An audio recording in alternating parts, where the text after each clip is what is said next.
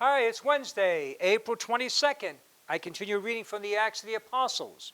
The high priest rose up and all his companions, that is the party of the Sadducees, and filled with jealousy, laid hands upon the apostles and put them in public jail.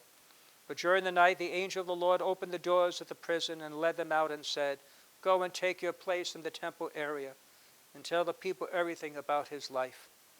When they heard this, they went to the temple early in the morning and taught. When the high priest and his companions arrived, they convened the Sanhedrin, the full senate of the children of Israel, and sent to jail to have them brought in. But the court officers who went did not find them in prison, so they came back and reported, "We found the jail securely locked, and the guards stationed outside the doors. But when we opened them, we found no one inside." When the captain of the temple guard and the chief priests heard this report, they were at a loss about them, as to what this would come to. Then someone came in and reported to them, "The men whom you put in prison are in the temple area and are teaching of the people." Then the captain and the court officers went and brought them, but without force, because they were afraid of being stoned by the people. The word of the Lord. Thanks be to God. We hear a lot about the prison and jails in these readings. Excuse me, guys. I lost my joy, but I got it back. But anyway, do you ever think about living in a prison, going to jail? Huh? A place that we, God willing, we never have to end up. Maybe we even have a hardness of heart to those in prison. We may feel, well, they get what they deserve. Let them be punished. But part of our Christian faith is to have a tenderness and a care. And so I'm grateful to those who bring stamps to those who are, and cards to help those who were in prison. Let me just share this little story about Agostino Casaroli, who died back in 1998, some time ago. Anyway, it was back in 1979 that Pope John Paul made him Secretary of State, following his many years working in the Vatican.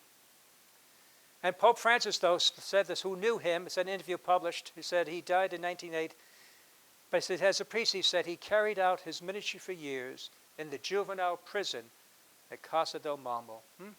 He said every Saturday night he would disappear. He's resting, people would say.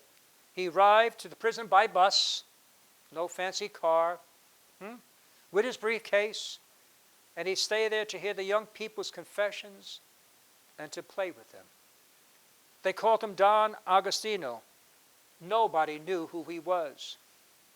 He was just a simple priest who had a heart for those young men there in prison.